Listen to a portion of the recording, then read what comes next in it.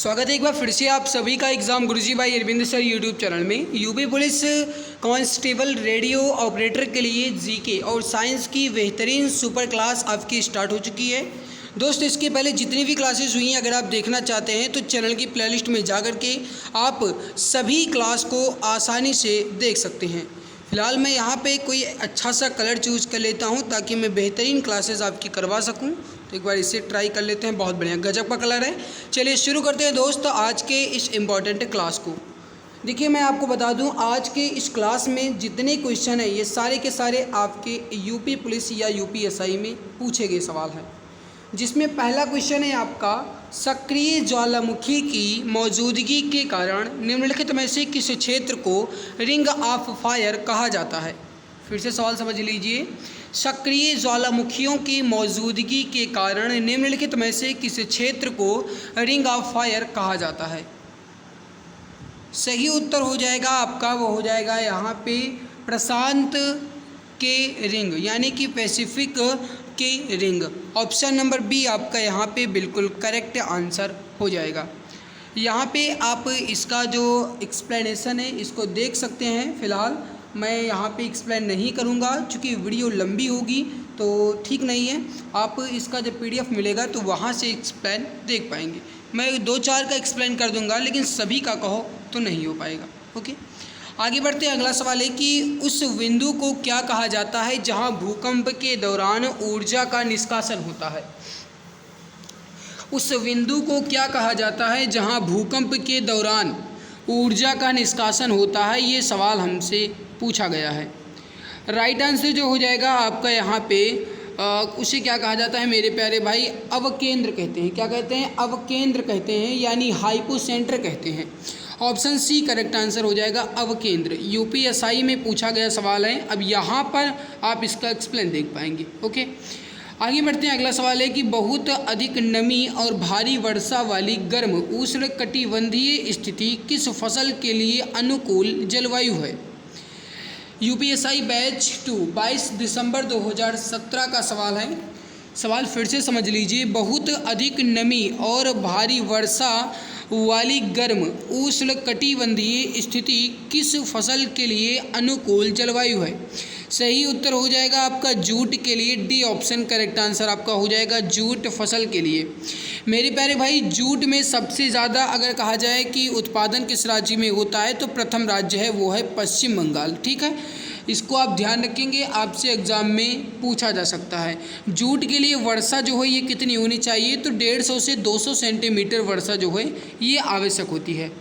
अगला सवाल है कि जारवा किस क्षेत्र के आदिवासियों की एक जाति है। जारवा जो है ये किस क्षेत्र के आदिवासियों की एक जाति है। आज के जितने भी क्वेश्चन हैं ये सारे इंपॉर्टेंट हैं, भले ही थोड़ा सा आपको टफ लगे।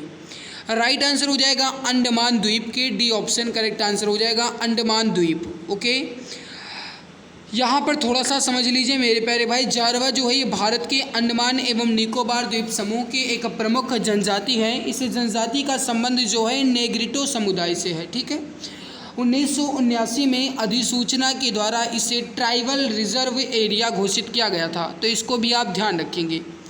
अगला सवाल है लंबा चौड़ा, बहुत ही आपको टफ लग रहा होगा, हालांकि है बहुत ज़्यादा इजी। इसे ही कहा जाता है लुल्लू वाला सवाल। समझ लो पहले।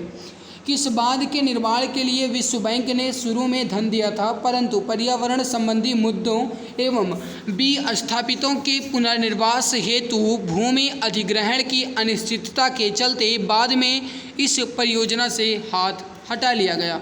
तो किस बांध के निर्माण के लिए? राइट आंसर हो जाएगा सरदार सरोवर बांध के लिए। सही आंसर जो हो जाएगा दोस्त आपका ये हो जाएगा ए ऑप्शन सरदार सरोवर बांध। यहाँ पर आप थोड़ा सा समझ लीजिए, आपसे एग्ज़ाम में पूछा जाए मेरे प्यारे भाई सरदार सरोवर बांध के लिए ये सब काम किया गया। 17 सितंबर 2017 को प्रधानमंत्री नरेंद्र मोदी ने इस बांध का लोकार्पण किया। बांध की ऊंचाई जो है ये 445 फीट है। ठीक है, और लंबाई जो है ये 1210 मीटर है। ये गुजरात राज्य के नर्मदा नदी पर बनाया गया है। भारत का तीसरा सबसे ऊंचा और कंक्रीट बांध है। तो आपसे एग्जाम में पूछा जाए कि सरदार सरोवर बांध कहाँ पर है तो आप क्या कहेंगे? गुजरात राज्य में। किस नदी के किनारे? नर्मदा नदी के किनारे। यूपी कांस्टेबल एग्जाम में पूछा गया सवाल है कि गोदान जो है ये किसके द्वारा लिखा गया है। बताएंगे इसका सही उत्तर क्या होगा, गोदान किसके द्वारा लिखा गया है। राइट आंसर हो जाएगा मुंशी प्रेमचंद द्वारा। ऑप्शन बी करेक्ट आंसर हो जाएगा, मुंशी प्रेमचंद। थोड़ा सा यहाँ पर आप समझ लीजिए, मुंशी प्रेमचंद की कुछ अन्य कृतियाँ हैं जैसे सेवा सदन, प्रेमाश्रम, रंगभूमि, निर्मला, कायाकल्प, गबन, कर्मभूमि, मंगलसूत्र और संग्राम और करबला, प्रेम की वेदी, ये सब जो है ये मुंशी प्रेमचंद जी की कृतियाँ हैं। उत्तर प्रदेश में लॉयन सफारी कहाँ बन रहा है, ये सवाल पूछा गया है यूपी कांस्टेबल 2013 में। उत्तर प्रदेश में लॉयन सफारी जो है ये इटावा में बन रही है। डी ऑप्शन आपका करेक्ट आंसर हो जाएगा। जो भी दोस्त ऑप्शन डी बता रहे हैं बिल्कुल सही होगा। ताज एक्सप्रेस वे किन शहरों को जोड़ता है। ताज एक्सप्रेस वे जो है ये किन शहरों को जोड़ता है, ये सवाल हमसे पूछा गया है। जल्दी से बताइए राइट आंसर यहाँ पे क्या हो जाएगा। मेरे प्यारे भाई थोड़ा सा समझ लीजिए, ताज एक्सप्रेस वे जो है ये किसको जोड़ता है, आगरा को ग्रेटर नोएडा से। राइट आंसर हो जाएगा आगरा को ग्रेटर नोएडा से। सी ऑप्शन करेक्ट आंसर हो जाएगा। थोड़ा सा समझ लीजिए, ताज एक्सप्रेस वे जो कि 165.5 किलोमीटर लंबा और 6 लेन वाला एक मार्ग है, यह उत्तर प्रदेश के आगरा और ग्रेटर नोएडा को आपस में जोड़ता है। इसका पुराना नाम जो है ये यमुना एक्सप्रेस वे था। तो अगर आपसे सवाल पूछा जाए कि आगरा में जो ग्रेटर नोएडा, आगरा से ग्रेटर नोएडा को जोड़ने वाले ताज एक्सप्रेस वे है, इसका पुराना नाम क्या था, तो आप क्या कहेंगे, यमुना एक्सप्रेस वे। हाल ही में इसे बढ़ा करके 8 लेन करने का भी प्रस्ताव जो है ये जारी किया गया है। आगे बढ़ते हैं। अगला सवाल है कि निम्न में से कौन सी भाषा उत्तर प्रदेश की दूसरी राज्य भाषा है। यूपी कांस्टेबल 2009 में इतना ईजी सवाल पूछा गया था। दोस्त अगर मेहनत अच्छी लग रही है तो लाइक ज़रूर कर दिया करो। साथ में अगर आप चैनल पर पहली बार विजिट किए हो तो सब्सक्राइब कर लिया करो, इससे आपको बेनिफिट मिलेगा। कोई भी नई क्लास अपलोड होगी तुरंत आपको नोटिफिकेशन मिलेगा, आप उसका फ़ायदा उठा पाएंगे और एग्ज़ाम में एक सीट कंफर्म कर पाएंगे। तो मेरे प्यारे भाई अगर आप चाहते हैं कि आपको डेली और बेहतरीन लाजवाब क्लासेस मिलती रहें तो प्लीज़ हमारा सपोर्ट कीजिए और हमें थोड़ी सी ऊर्जा दीजिए, क्योंकि आप जानते हैं कि आपके लाइक शेयर सब्सक्राइब से ही मुझे ऊर्जा मिलती है और मैं आपके लिए मेहनत कर पाता हूं। तो प्लीज़ अगर आपको हमारी मेहनत अच्छी लगती है तो सब्सक्राइब जरूर कर लिया करो, ठीक है, आपको भी बेनिफिट मिलता रहेगा। उत्तर प्रदेश की दूसरी राज्य भाषा इसमें हो जाएगी Urdu. C option correct answer आपका हो जाएगा। थोड़ा सा समझ लीजिए, उत्तर प्रदेश राज्य भाषा अधिनियम 1951 में पहली राजभाषा हिंदी बनाई गई और दूसरी जो है उसके बाद 1989 में इसका संशोधन भी किया गया, जिसमें उर्दू को दूसरी राज्य की अतिरिक्त भाषा के रूप में जोड़ा गया, ठीक है। तो अगर आपसे पूछा जाए कि हिंदी जो है यह किस भाषा अधिनियम के तहत बनी, तो 1951 राजभाषा अधिनियम के तहत तो पहली राजभाषा बनी और 1989 में इसका संशोधन करके उर्दू को दूसरी अतिरिक्त भाषा के रूप में माना गया। यूपीएससी मृतिका से 2016 का सवाल है कि उत्तर प्रदेश का सबसे बड़ा जिला कौन सा है। उत्तर प्रदेश का सबसे बड़ा जिला कौन सा है। राइट आंसर हो जाएगा लखीमपुर खीरी। ए ऑप्शन आपका बिल्कुल परफेक्ट होगा। उत्तर प्रदेश का सबसे बड़ा जिला जो है यह लखीमपुर खीरी हो जाएगा। ए ऑप्शन करेक्ट परफेक्ट है, बिल्कुल राइट आंसर आपका हो जाएगा। थोड़ा सा समझ लीजिए, क्षेत्रफल की दृष्टि से राजस्थान, मध्य प्रदेश तथा महाराष्ट्र के बाद उत्तर प्रदेश का देश में चौथा स्थान है। मेरे प्यारे भाई क्षेत्रफल की दृष्टि से चौथा है और वही जनसंख्या की दृष्टि से पहला है। प्रदेश का क्षेत्रफल जो है ये कितना है, 2,40,928 वर्ग किलोमीटर है और ये भारत के क्षेत्रफल का लगभग 7.33% है, ठीक है। भारत का क्षेत्रफल 32,87,263 वर्ग किलोमीटर है, तो 32,87,263 वर्ग किलोमीटर का 2,40,928 जो है ये 7.33% बनेगा। उत्तर प्रदेश में सबसे अधिक क्षेत्रफल वाला जिला जो है लखीमपुर खीरी है और सबसे कम क्षेत्रफल वाला जिला जो है ये हापुड़ है, तो इसको आप ध्यान रखेंगे। यूपी कांस्टेबल की कंप्यूटर ऑपरेटर 19/5/2016 के शिफ्ट नंबर फर्स्ट का सवाल है। निम्न में से उत्तर प्रदेश के किस शहर में भारतीय प्रौद्योगिकी संस्थान स्थित है। राइट आंसर हो जाएगा आपका ये हो जाएगा कानपुर में। डी ऑप्शन करेक्ट आंसर हो जाएगा कानपुर में। आगे बढ़ते हैं। अगला सवाल है कि निम्न सांस्कृतिक कार्यक्रमों में कौन सा एक उत्तर प्रदेश की विशेषता नहीं है। कहने का मतलब है कुल मिलाकर के यहाँ पे कि कौन उत्तर प्रदेश से संबंधित नहीं है। यहाँ पे पहला ही ऑप्शन आप देख सकते हैं, क्योंकि गाइस ये बहुत ही ज़्यादा चर्चित है। बिहू, बिहू जो है ये कहाँ का है मेरे प्यारे भाई, ये असम का है, तो ये अपने यूपी का नहीं है, ठीक है, तो ये असम का है। रसिया जो है ये यूपी का है, कव्वाली यूपी का है, सॉन्ग भी यूपी से ही संबंधित है, बट बिहू नहीं है, ठीक है। आगे बढ़ने से पहले आपको बता दें, आप सभी मित्र के लिए यूपी पुलिस कांस्टेबल एग्ज़ाम को टारगेट करते हुए 5 जीके क्वेश्चंस की ई बुक आप सभी के लिए लॉन्च की गई है, जिस पे 60% का डिस्काउंट चल रहा है। अगर आप अभी परचेज़ करेंगे तो आपको मात्र 39 रुपये में मिल जाएगी, और इस ई बुक में आपको history, geography, economic, constitution, science, physics, chemistry, biology और स्टैटिक जीके के 5000 क्वेश्चन के साथ एक्स्ट्रा पॉइंट्स मिलेंगे। ई बुक आपकी जो है ये इमेज एंड कलरफुल है। ई बुक जो है ये आपकी यूपी पुलिस रेडियो ऑपरेटर और यूपी पुलिस कांस्टेबल एग्ज़ाम को टारगेट करके तैयार की गई है, ताकि एग्ज़ाम में आप इसका फ़ायदा उठा पाएँ और सिलेक्शन अपने नाम कर पाएँ। अगर आप इसे परचेज़ करना चाहते हैं तो UPI ID पूजा BCIT05@OKSBI पे मात्र 39 रुपये पे करके आप इसे परचेज़ कर सकते हैं। व्हाट्सएप नंबर है 8948667652, 8948667652। मेरे प्यारे भाई इस पर आप केवल और केवल व्हाट्सअप कर सकते हैं, कॉल आपकी नहीं लगेगी। अगर आप कॉल करेंगे तो इनकमिंग बंद है ये बताएगा, ठीक है, तो केवल और केवल आप व्हाट्सअप ही कर सकते हैं। 8948667652 पे आप व्हाट्सअप करके इस ई बुक को आसानी से परचेज कर सकते हैं और सिलेक्शन अपने नाम कर सकते हैं, ठीक है। बढ़ते हैं आगे, अगला सवाल है आपके सामने, क्या कह रहा है कि Uttar Pradesh armed constabulary act किस वर्ष पारित किया गया था। UPSI रैंकर में पूछा गया सवाल है। राइट आंसर हो जाएगा 1948 में, ए ऑप्शन करेक्ट होगा। थोड़ा सा समझ लीजिए, ये जो है ये 1948 में उत्तर प्रदेश सैन्य पुलिस एवं उत्तर प्रदेश राज्य सशस्त्र पुलिस को मिलाकर के प्रादेशिक आर्म्ड कांस्टेबलरी बना था। GD तथा CD के प्रत्येक पृष्ठ पर किसके कार्यालय की मुहर लगी होती है। सही आंसर क्या होगा, GD तथा CD के प्रत्येक पृष्ठ पर किसके कार्यालय की मुहर लगी होती है, पुलिस अधीक्षक के कार्यालय की। राइट होगा पुलिस अधीक्षक, ए ऑप्शन राइट होगा। आगे बढ़ते हैं, अगला सवाल है आपके सामने, क्या कह रहा है इसको समझिए। यूपी पुलिस कांस्टेबल में 2014 में पूछा गया सवाल है कि चीन और भारत के बीच 21 दिन चले घुसपैठ विवाद भारत के किस सेक्टर में हुआ था। चीन और भारत के बीच चले 21 दिन का घुसपैठ विवाद जो है ये भारत के चुमार सेक्टर में हुआ था। राइट होगा बी ऑप्शन, चुमार सेक्टर। 3 बीघा विवाद जो है ये किस देश के साथ है। यूपी कांस्टेबल में पूछा गया सवाल है, 3 बीघा विवाद किस देश के साथ है।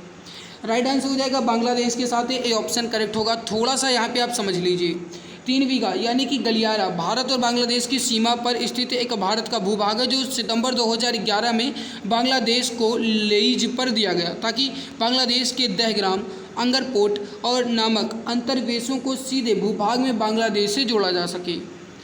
आगे बढ़ते हैं, अगला सवाल है आपके सामने कि निम्नलिखित में से कौन सा देश दक्षिण एशियाई क्षेत्रीय सहयोग संगठन का सदस्य नहीं है। कहने का मतलब है दक्षिण एशियाई क्षेत्रीय सहयोग संगठन, दैट मीन्स सार्क का सदस्य नहीं है। मेरे प्यारे भाई थोड़ा सा समझ लीजिए, अगर आपसे एग्जाम में पूछा जाए, पहले इसका आंसर बताइए फिर आगे बात करते हैं। UPSI मृतक आश्रम में पूछा गया है, राइट होगा म्यांमार नहीं है। अब थोड़ा सा समझिए मेरे प्यारे भाई, अगर आपसे ये पूछा जाए कि जो सार्क है इसका मुख्यालय कहाँ पर है, तो आप क्या कहेंगे, काठमांडू में है, ठीक है। इसमें दक्षिण एशिया के 8 देशों का आर्थिक और राजनीतिक संगठन है। स्थापना जो है सार्क की ये 8 दिसंबर 1985 को हुई थी। इसमें भारत, बांग्लादेश, पाकिस्तान, श्रीलंका, नेपाल, मालदीव और भूटान ये है, ठीक है। 2007 के 14वें सम्मेलन में अफगानिस्तान जो है ये इसका 8वां सदस्य बना। तो आपसे पूछा जाए मेरे प्यारे भाई कि सार्क का जो नया सदस्य है ये कौन सा बना, तो आप क्या कहेंगे, 8वां बना है अफगानिस्तान। सार्क के अभी तक कुल मिलाकर के 18 सम्मेलन हुए हैं, जबकि वर्ष 2016 में इसका प्रस्तावित 19वां शिखर सम्मेलन पाकिस्तान में आयोजित होने वाला था, परंतु मतभेद के कारण अभी तक आयोजित नहीं हुआ है। आगे बढ़ते हैं, मैत्री एक्सप्रेस भारत ने इस जगह के लिए शुरू किया। कहने का मतलब है कि मैत्री एक्सप्रेस जो है ये कहाँ के लिए शुरू किया गया था। राइट हो जाएगा आपका, हो जाएगा ढाका, जो कि बांग्लादेश की राजधानी है। आगे बढ़ते हैं, अगला सवाल है आपके सामने, विश्व पर्यावरण दिवस कब मनाया जाता है। When is the world environmental day celebrated. Right होगा दोस्त, यहाँ पे विश्व पर्यावरण दिवस जो है 5 जून को मनाया जाता है। C option perfect answer, correct answer, बिल्कुल राइट आंसर हो जाएगा, ठीक। आगे बढ़ते हैं, अगला सवाल है आपके सामने, विश्व जल दिवस कब मनाया जाता है। बहुत इंपॉर्टेंट सवाल है, UPSI 20/11/2021 के प्रथम पाली का सवाल है। सही आंसर जो हो जाएगा मेरे प्यारे भाई, विश्व जल दिवस जो है ये आपका 22 मार्च को मनाया जाता है। ए ऑप्शन करेक्ट हो जाएगा 22 मार्च को। ठीक है, आगे बढ़ते हैं। अगला सवाल है आपके सामने कि संयुक्त राष्ट्र द्वारा सूचना तक सार्वभौमिक पहुंच के लिए अंतर्राष्ट्रीय दिवस हर साल कब मनाया जाता है? राइट होगा 28 सितंबर को। ए ऑप्शन करेक्ट होगा 28 सितंबर को। आगे बढ़ते हैं। अगला सवाल है कि भारत में हर साल राष्ट्रीय दूध दिवस निम्नलिखित में से किस तारीख को मनाया जाता है? बहुत इंपॉर्टेंट और गजब का सवाल है, यूपीएसआई और एएसआई दोनों में पूछा गया सवाल है। बताएंगे राइट आंसर क्या होगा? राष्ट्रीय दूध दिवस किस तारीख को मनाया जाता है? सही आंसर हो जाएगा दोस्त यहाँ पे आपका 26 नवंबर। ए ऑप्शन करेक्ट आंसर हो जाएगा। मेरे प्यारे भाई थोड़ा सा समझिए, अगर आपसे पूछा जाए कि श्वेत क्रांति का पिता किसे कहा जाता है तो आप कहेंगे डॉक्टर वर्गीज कुरियन को, क्योंकि आप जानते हैं कि श्वेत क्रांति जो है दुग्ध उत्पादन से संबंधित है। ठीक है, और इनके जन्म दिवस यानी कि जो डॉक्टर वर्गीज कुरियन है इनके जन्म दिवस के रूप में ही दूध दिवस जो है मनाया जाता है। ठीक है, और पहला जो राष्ट्रीय दुग्ध दिवस है ये 2014 में मनाया गया था, 26 नवंबर को मनाया जाता है। विश्व पर्यावरण दिवस कब मनाया जाता है? वही सवाल है, थोड़ा सा रिपीटेड है, क्योंकि जो ये सवाल 2014 जो ऊपर वाला था ये कब पूछा गया था?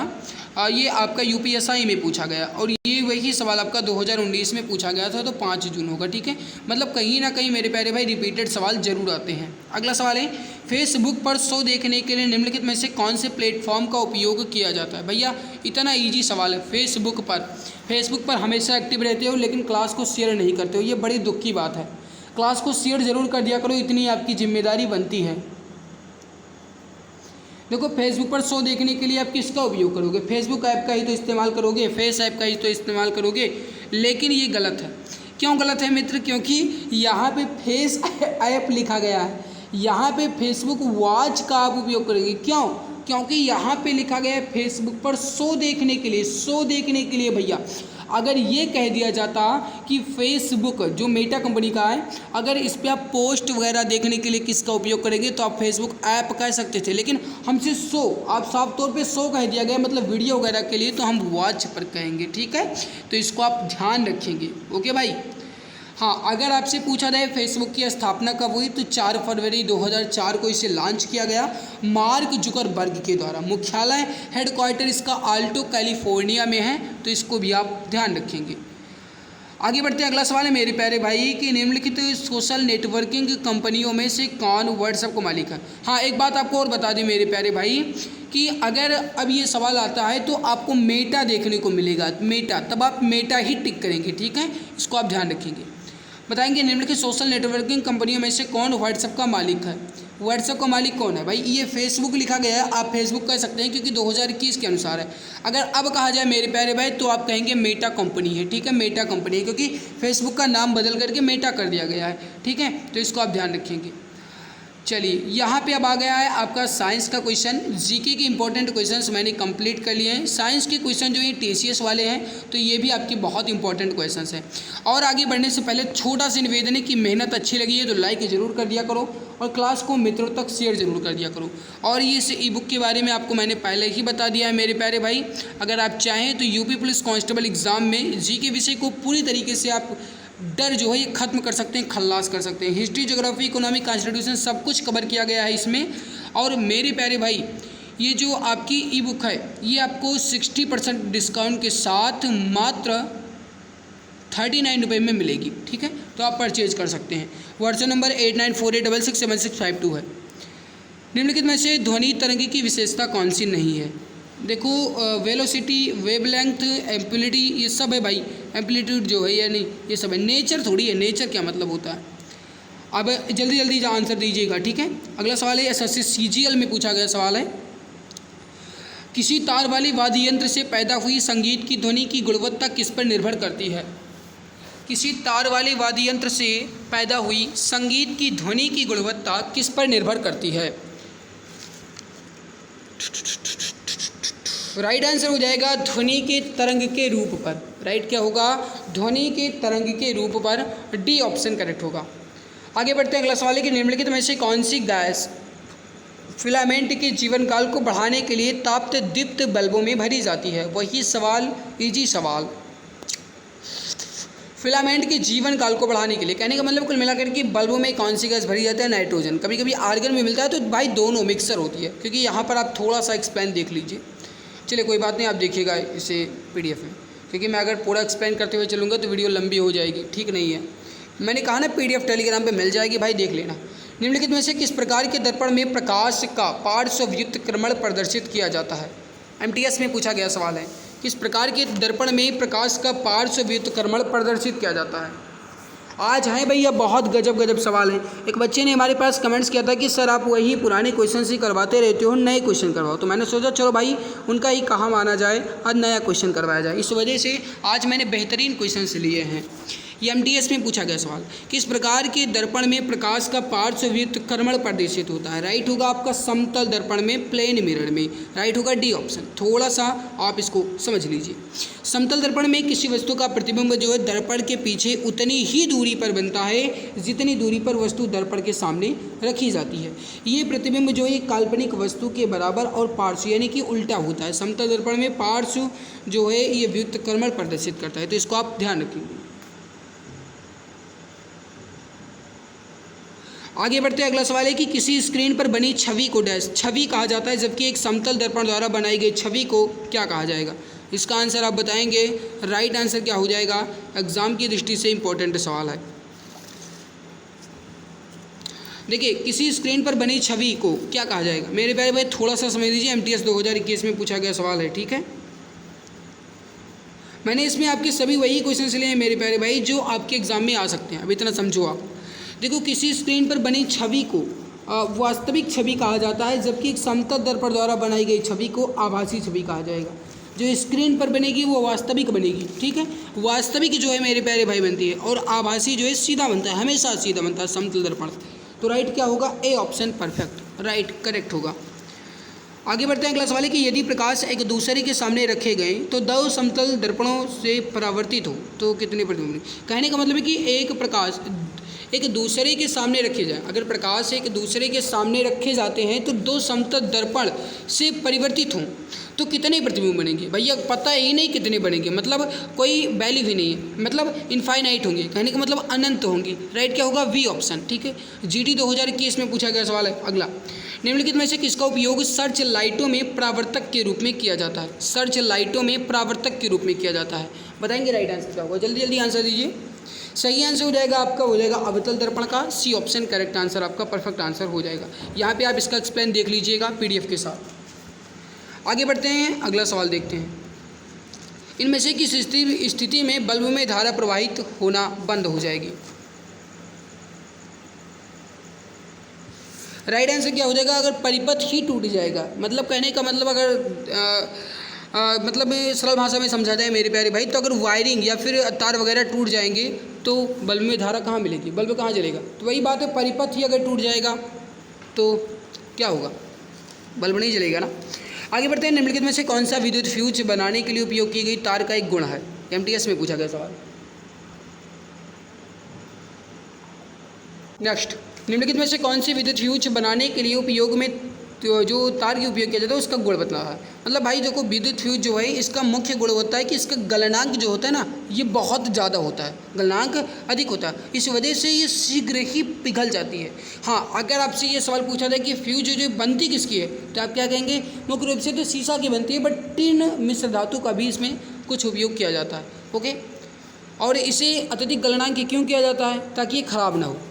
आगे बढ़ते हैं। अगला सवाल है कि निम्नलिखित में से क्या कूलाम प्रति सेकंड के बराबर है। कूलाम प्रति सेकंड के बराबर है। बहुत गजब, बहुत इजी, जल्दी बताओ।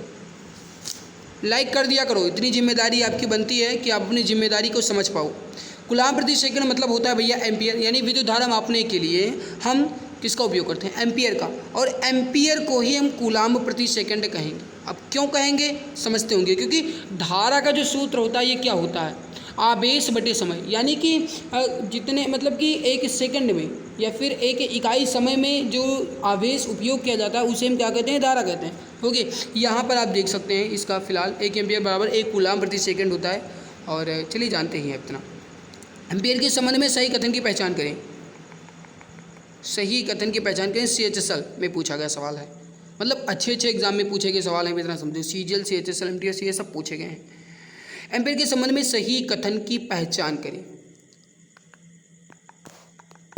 जल्दी से बताइए राइट आंसर क्या होगा। पहला देखो, 2 कूलाम आवेश प्रति सेकंड के प्रवाह में 1 एम्पेयर बनाता है। अभी अभी मैंने बताया मेरे प्यारे भाई, 1 कूलाम आवेश और प्रति सेकंड के प्रवाह से 1 एम्पियर बनाएगा। तो यहाँ पे 2 कूलाम क्या आ गया, ये फालतू वाला दे दिया गया, हटाओ। 1 कूलाम आवेश प्रति मिनट के प्रवाह से 1 एम्पियर बनाता है। मैंने कहा ना 1 कूलाम आवेश 1 सेकंड के प्रवाह से 1 एम्पियर बनाता है, तो ये भी गलत है। आधा कूलाम आवेश, भैया आधा कहाँ, सीधे सीधे कहे ना कि 1 कूलाम आवेश प्रति सेकंड के प्रवाह से 1 एम्पियर बनाता है, तो डी ऑप्शन करेक्ट है। बस थोड़ा सा समझने की ज़रूरत है। आगे बढ़ते हैं अगला, निकिल और कोबाल्ट नामक तत्वों को उनके चुंबकीय गुणों के संदर्भ में डैश के रूप में वर्गीकृत किया गया है। एसएससी स्टेनोग्राफर में पूछा गया सवाल है, अच्छे लेवल वाले सवाल हैं, इतना समझो आप। निकिल और कोबाल्ट नामक तत्वों को उनके चुंबकीय गुणों के संदर्भ में, राइट आंसर हो जाएगा दोस्त आपका, ये हो जाएगा लौह चुंबकीय, बी ऑप्शन करेक्ट आंसर हो जाएगा। आगे बढ़ते हैं अगला सवाल, फ्लेमिंग के वाम हस्त, कहने का मतलब है कि बाएं हाथ के नियम या फिर लेफ्ट हैंड रूल में कौन सी अंगुली विद्युत धारा को प्रदर्शित करती है। एमटीएस में पूछा गया सवाल है। फ्लेमिंग का जो बायां हाथ का नियम है, इसमें जो विद्युत धारा को प्रदर्शित करती है वो कौन सी अंगुली होती है, कौन सी अंगुली होती है? सही आंसर हो जाएगा वी ऑप्शन, माध्यम अंगुली, ठीक है, बीच वाली, वी ऑप्शन राइट होगा। अब थोड़ा सा यहाँ पे आप समझ लीजिए, फ्लेमिंग के बाएं हाथ का नियम जो है, ये मध्यिका अंगुली जो चालक है इसमें प्रवाहित विद्युत धारा को प्रदर्शित करती है, तो मध्यिका, बी ऑप्शन राइट होगा। कभी कभी माध्यम या मध्यिका बात एक ही है। विद्युत चुंबकीय प्रेरण की खोज और समझ प्रयोगों के एक दीर्घ श्रृंखला पर आधारित है, जिसे डैश के द्वारा किया गया था। विद्युत चुंबकीय प्रेरण की खोज जो है किसके द्वारा की गई थी? CPUSI में पूछा गया सवाल है। देख सकते हो कितने इंपॉर्टेंट और कितने अच्छे लेवल के सवाल हैं। राइट होगा आपका विद्युत चुंबकीय प्रेरण की खोज फैराडे और हेनरी के द्वारा की गई थी दोस्त, सी ऑप्शन करेक्ट आंसर हो जाएगा, ठीक है। अगला है कि एक फोटोवोल्टिक सेल के संदर्भ में निम्नलिखित में से कौन सी बात गलत है, गलत कौन सी है, ये सवाल पूछा गया है, CHSL में पूछा गया है, 4/15 पे आया था सवाल, अब देख लो। एक सोलर सेल के जैसा एक और नाम है वोल्टिक सेल, हाँ सही है। इसे इंफ्रारेड डिटेक्टर के रूप में उपयोग में लाया जा सकता है, फोटोवोल्टिक सेल का, सही है, बात सही है। प्रकाश ऊर्जा को विद्युत ऊर्जा के रूप में संग्रहित किया जा सकता है, बिल्कुल बात सही है। विद्युत ऊर्जा को प्रकाश ऊर्जा में नहीं, उल्टा नहीं कह सकता, गलत, डी ऑप्शन करेक्ट होगा। आगे अगला सवाल, एक्सरे के संदर्भ में निम्नलिखित विकल्पों में से कौन सा सही नहीं है? CGL में पूछा गया सवाल है, जल्दी से बताइए। सही नहीं है कह रहा, नहीं कह रहा, नहीं। कम भेदन क्षमता होती है, अगर भेदन क्षमता कम होती तो एक्सरे क्यों कहते? क्योंकि भेदन क्षमता इसकी अधिक होती है, तभी तो ये हड्डियों को पार करके निकल जाती है और उसके बाद पता चलता है कि हड्डी कहीं फ्रैक्चर हुई है या नहीं हुई है, तो इसकी भेदन क्षमता अधिक होती है। तो पहला ही गलत दिया गया है, पहला ही गलत है, मतलब पहला ही राइट है, ए ऑप्शन राइट होगा। प्रकाश की गति से चलती है, बात सही है, क्योंकि इसकी भेदन क्षमता अधिक होगी, तो ये 3 लाख यानी कि 3 × 10⁸ मीटर प्रति सेकंड के साल से चलेगी, या 3 × 10⁵ किलोमीटर कह सकते हो, या मीटर, बात एक है ना। अगर 5 × 10⁵ करते हो तो आप किलोमीटर कहोगी, अगर 10⁸ करते हो तो आप मीटर कहोगी, ठीक है। बाकी आप जानते ही हैं। अगला देखते हैं, प्रत्येक गर्म वस्तु से का उत्सर्जन किया जाता है, किसका उत्सर्जन किया जाता है? CGL में पूछा गया सवाल है, प्रत्येक गर्म वस्तु से किसका उत्सर्जन होता है? राइट होगा आपका अवरक्त किरणें का, सी ऑप्शन करेक्ट आंसर हो जाएगा। एक्सरे का आविष्कार किसने किया था? शायद खत्म होने वाला है सवाल। एक्सरे का आविष्कार जो है विलियम रॉन्टजन के द्वारा किया गया था, ए ऑप्शन राइट होगा। एक्सरे का आविष्कार, वही सवाल, बिल्कुल वही, बस थोड़ा सा सवाल के अंतर क्या है, वो CHSL में पूछा गया था 2017 में, ये आपका 2021 में SSC JEE इलेक्ट्रिकल में पूछ लिया गया, थोड़ा चेंज क्या किया गया, उसमें विलियम रॉन्टजन दिया गया था ऑप्शन, और इसमें W रॉन्टजन दे दिया गया, बात एक ही है। राइट क्या होगा दोस्त? D option.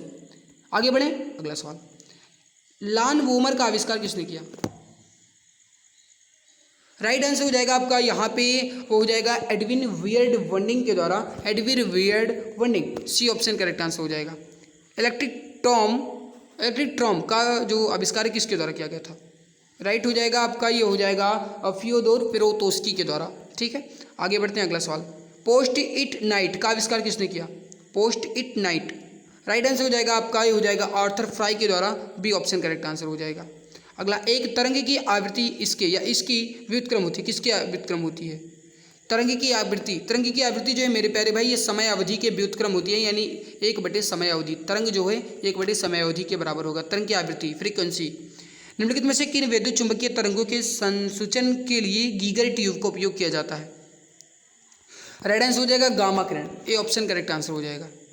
को ऊष्मा तरंगों के रूप में भी जाना जाता है। किसको ऊष्मा तरंग के रूप में भी जानते हैं? ऊष्मा तरंग के रूप में भी जानते हैं, वो हो जाएगा आपका अवरक्त तरंगे को, ए ऑप्शन करेक्ट आंसर हो जाएगा। सीपीओ में पूछा गया सवाल है 2020 के शिफ्ट में। चलिए यहाँ पे आपका इंपॉर्टेंट क्वेश्चंस कंप्लीट हो चुका है जो जीके और साइंस का था। परहैप्सली उम्मीद ही नहीं पूरा विश्वास है कि आपको ये हमारी बेहतरीन और लाजवाब मेहनत अच्छी लगी होगी। भाई अच्छी लगी है तो लाइक कर दिया करो, इतनी जिम्मेदारी आपकी बनती है। बाकी इस ई बुक के बारे में आप जानते ही हैं, बताने की जरूरत नहीं है। 5000 जीके क्वेश्चंस की ई बुक है, 60% का डिस्काउंट चल रहा है, 39 रुपये में आपको मिल जाएगी। ये है मेरे प्यारे भाई व्हाट्सअप नंबर 8948667652। इस पर व्हाट्सअप करके ई बुक को आसानी से परचेज कर सकते हैं। मिलते हैं इसके बाद एक खास वीडियो में, तब तक के लिए खुश रहिए, मुस्कुराते रहिए। जय हिंद, जय भारत।